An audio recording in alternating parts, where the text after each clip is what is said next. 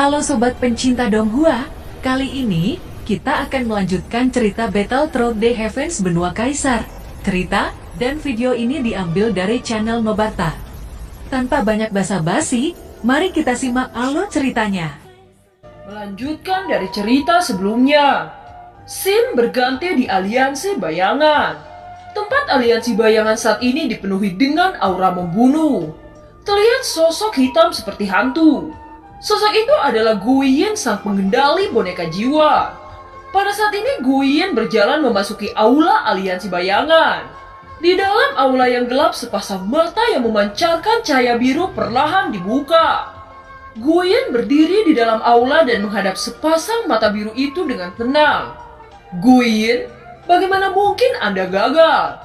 Anda adalah pembunuh terbaik dari aliansi bayangan kita. Xiaoyan hanyalah bintang 7 menengah.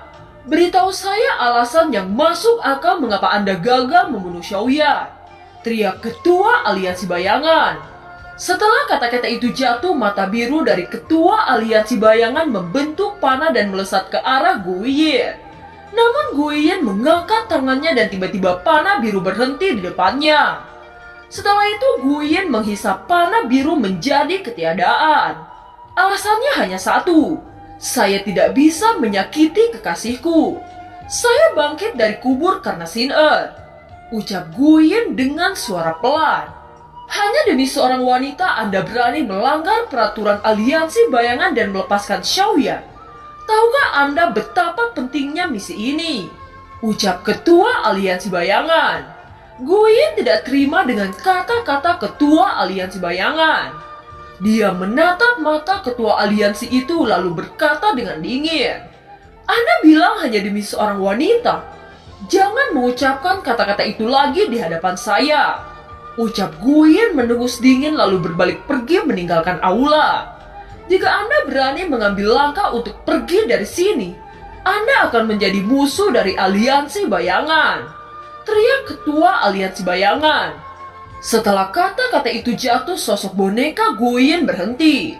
Di balik jubah hitam, sosok Guiyin menampakkan wajah aslinya.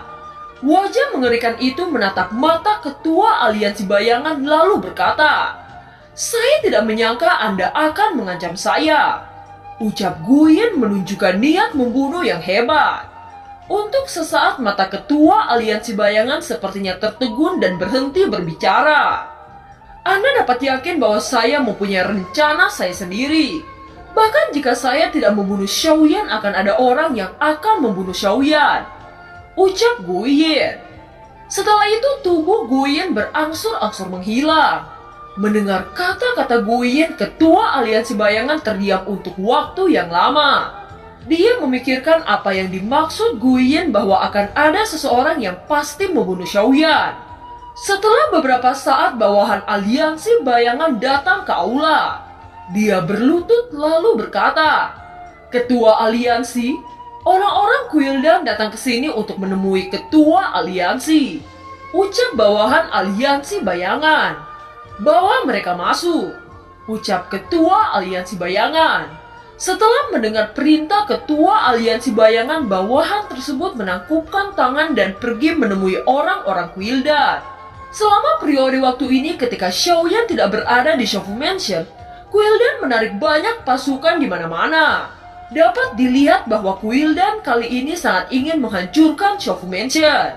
Tidak peduli berapa biaya yang Guildan keluarkan. Selama mereka membunuh Xiaoyan, maka itu akan sepadan. Mereka menyadari jika Xiaoyan diberi waktu, maka Xiaoyan dan Shofu Mansion akan menjadi kekuatan super di benua Dodi. Oleh karena itu, Guildan menyiapkan rencana besar sebelum berperang melawan Shofu Mansion. Mereka juga tahu yang menjadi ancaman saat ini adalah kekuatan yang berada di belakang Xiaoyan. Selama mereka mengumpulkan sekutu yang kuat, maka mereka tidak akan takut dengan kekuatan yang berada di belakang Xiaoyan. Sim berganti di dalam aula Shofu Mansion. Pada saat ini, cedera King Mu'er dan yang lainnya hampir sembuh. Dengan bantuan para alkemis klan Yao, King Mu'er, Xiaozan, Longyan, Molistrom, dan Ziying telah meningkatkan kekuatan mereka setelah luka-luka mereka pulih. Sekarang mereka menyentuh ambang bintang 7. Hanya masalah waktu sebelum mereka menembus Dodi bintang 7. Pada saat ini Zenny dan Li Xiaolong bersiap-siap untuk menghadapi kemungkinan-kemungkinan bahwa Quildan menyerang Xiaofu. Kekuatan utama Xiaofu Mansion dalam keadaan siaga selama situasi genting ini. Meskipun perbedaan kekuatan antara Xiaofu dengan Quildan ada kesenjangan besar, tetapi anggota Xiaofu tidak takut dan mempersiapkan diri dalam pertempuran besar. Selama Xiaoyan tidak ada di Xiaofu Mansion, King Ho mengambil alih komando untuk meningkatkan kepercayaan diri orang-orang Xiaofu Mansion. Sekarang King Ho dan penatua keempat duduk di dalam aula Xiaofu Mansion. King Ho berkata, pertempuran ini mungkin menjadi pertempuran yang sangat besar. Xiaoyan harusnya tahu bahwa Quildan memiliki kekuatan besar. Jika Xiaoyan membunuh Dandan, seharusnya dia tidak meninggalkan jejak sedikit pun. Tetapi mengapa Xiaoyan meninggalkan mayat Dandan? Ucap King Hao. King Hao selalu merasa ada sesuatu di balik peristiwa ini. Dia mengenal Xiaoyan sudah sangat dalam. Bagaimana mungkin Xiaoyan bisa melakukan hal ceroboh seperti itu? Sementara King Hao mengerutkan kening, tiba-tiba King Mu'er dan yang lainnya berkata, Xiaoyan saat itu tidak membunuh Dandan. Dia ingin menggunakan Dandan untuk membuat kesepakatan kepada Quildan. Tetapi saya tidak tahu mengapa Dandan tiba-tiba mati dan mayatnya diberikan kepada Quildan. Pada saat itu pria parubaya yang memakai armor besi dari keluarga Zen memerintahkan bawahannya untuk membawa tubuh Dandan. Tetapi ternyata bawahan itu menghilang dan tidak kembali.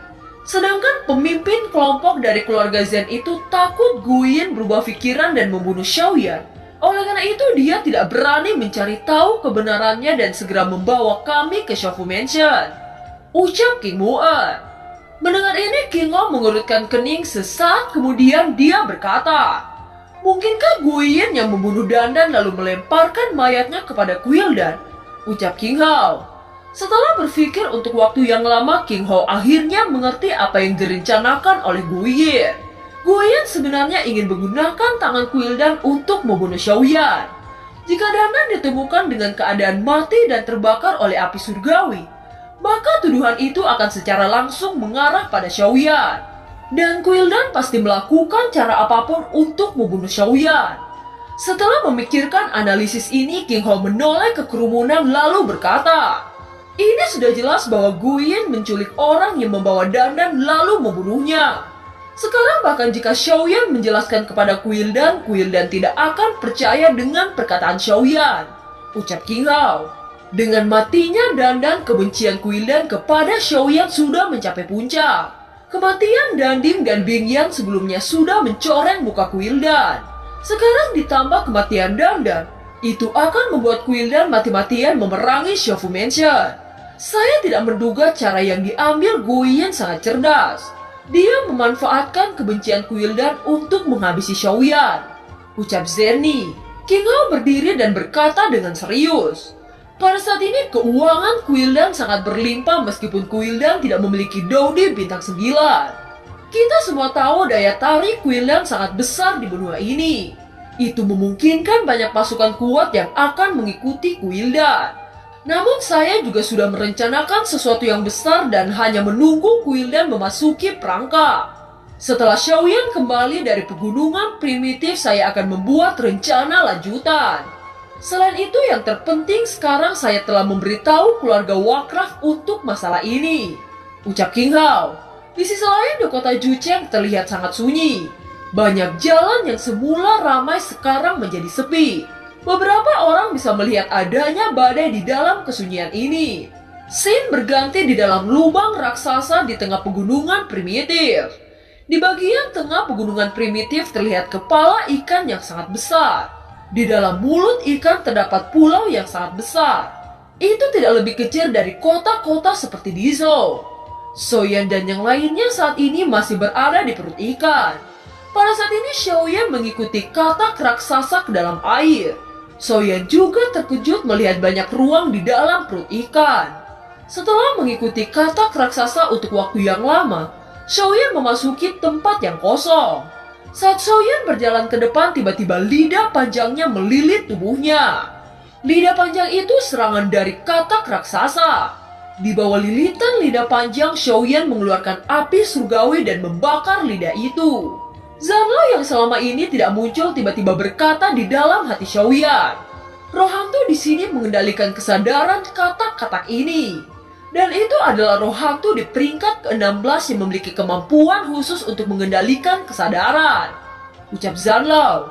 Mendengar ini, Xiaoyan buru-buru mengumpulkan kekuatan jiwa yang tersebar untuk melindungi pikirannya. Dia takut bahwa roh hantu di sini tiba-tiba mengendalikannya. Setelah itu, Xiaoyan kembali menatap katak-katak yang dikendalikan roh hantu itu. Hari ini saya akan membalaskan dendamu untuk mengambil roh hantu pada tubuhmu. Ucap Xiaoyan menatap katak raksasa di depannya. Telapak tangannya bergetar saat penguasa Suan muncul di tangannya. Gas pasang surut. Teriak kata-kata yang tidak jelas ini keluar dari mulut katak raksasa itu. Air di depannya bergejolak saat berubah menjadi naga air yang besar. Katak raksasa itu menunjuk ke arah Xiaoyan dan naga air itu mengeram ke arah Xiaoyan. Bagaimanapun Xiaoyan adalah kekuatan Daudi bintang 7 akhir. Katak raksasa ini hanya puncak dari bintang 6. Bagi Xiaoyan membunuhnya sangat mudah. Di hadapan naga air yang terkondensasi oleh katak raksasa ini, Xiaoyan tidak menghindar, tetapi langsung melambaikan penguasa Suan di tangannya. Naga air itu pecah setelah terkena tebasan dari penguasa Suan Xiaoyan. Setelah itu Xiaoyan mengulurkan tangannya ke dahi katak raksasa. Kepala katak raksasa tiba-tiba bersinar saat roh hantu tiba-tiba muncul. Katak raksasa itu dengan cepat menyusut menjadi ukuran katak normal setelah kehilangan kendali dari roh hantu. Dan kekuatan yang dikeluarkan dari tubuhnya hanya Daudi bintang 4. Ternyata itu semua kekuatan Daudi bintang 6 sebelumnya berkat roh hantu yang mengendalikannya. Xiaoyan memegang roh hantu yang bersinar di tangannya dan membiarkan katak normal itu pergi. Xiaoyan tidak mau membuang waktu lagi untuk membantu Nan Erming membentuk tubuhnya kembali. Sekarang tidak hanya Xiaoyan telah menemukan batu kehamilan dewa untuk Nan Erming, tetapi dia juga mendapatkan roh hantu di peringkat 16. Semua persyaratan untuk membentuk kembali tubuh telah tercapai, dan kemungkinan kebangkitan Nan Erming akan sangat meningkat. Xiaoyan memegang roh hantu dan hendak pergi dari sini, tiba-tiba roh hantu berbicara. Tunggu, kamu tidak bisa membawaku pergi. Aku akan runtuh ketika aku pergi dari sini. Air suci ini akan mengering dan semua makhluk akan mati. Ucap roh hantu itu. Roh hantu yang tiba-tiba berbicara itu mengejutkan Xiaoyan. Karena dia sudah bisa berbicara, ini sudah menunjukkan bahwa roh hantu ini memiliki kecerdasan yang tinggi. Setelah Xiaoyan mendengar kata-kata itu, ia segera melihat kembali ke tempat roh hantu tinggal. Tanah itu ternyata adalah sebuah piringan dengan banyak karakter kuno terukir di atasnya. Piringan ini perlahan-lahan berputar. Tetapi ketika roh hantu diambil Xiaoyan dan akan meninggalkan piringan, piringan yang berputar itu mulai melambat seolah-olah akan berhenti berputar. Ini hal yang merepotkan. Ucap Xiaoyan mengerutkan keningnya. Sekarang terlalu penting untuk mendapatkan roh hantu ini. Tetapi Xiaoyan tidak menyangka bahwa roh hantu di tangannya menjadi sumber energi di ruang ini. Tidak heran bagaimana bisa ada aura yang kuat di sini yang dapat terus dipasok oleh aura. Aku takut tidak ada yang bisa melakukannya kecuali 3 keajaiban di dunia ini. Sekarang aku harus memikirkan caranya dengan hati-hati. Ucap Xiaoyan tiba-tiba menelan roh hantu ke dalam mulutnya, dan kemudian berjalan di tengah piringan itu. Xiaoyan terkejut menemukan bahwa dalam piringan ini dia merasakan fluktuasi kekuatannya meningkat secara tak terduga. Dia terkejut dan segera duduk saat menutup matanya. Setelah Xiaoyan memejamkan mata, kata-kata misterius dan kuno terus muncul dalam benaknya. Kekuatan Daudi bintang 7 air samar-samar menunjukkan peningkatan bintang 8. Setelah beberapa saat, Xiaoyan perlahan membuka matanya. Senyum muncul di wajahnya dan dia merasakan roh hantu di tubuhnya dengan hati-hati. Meskipun itu tidak meningkat banyak, itu sudah cukup untuk Xiaoyan. Setelah itu Xiaoyan memperhatikan teks kuno di piringan. Piringan ini sangat istimewa. Xiaoyan mengamati teks kuno di atas piringan untuk sementara waktu. Dia tidak tahu alasannya mengapa teks kuno itu bisa membuat kekuatannya meningkat. Setelah merekam teks kuno di benaknya, Xiaoyan tidak menunda waktu lagi. Tangannya perlahan-lahan terangkat dan lingkaran terbentuk di udara. Kekuatan roh hantu mengalir keluar dari tubuh Xiaoyan lalu ke telapak tangannya. Energi di pusat telapak tangan Xiaoyan dengan cepat mengembun. Pada saat yang sama ruang di sini mulai bergetar hebat. Xiaoyan terkejut bahwa ruang ini masih kehilangan dukungan dari roh hantu dan mulai runtuh. Xiaoyan segera mempercepat kekuatan roh hantu di telapak tangannya menjadi lebih kuat. Energi sinar cahaya warna-warni muncul di telapak tangan Xiaoyan. Itu adalah energi yang dihasilkan oleh roh hantu yang berbeda di tubuh Xiaoyan.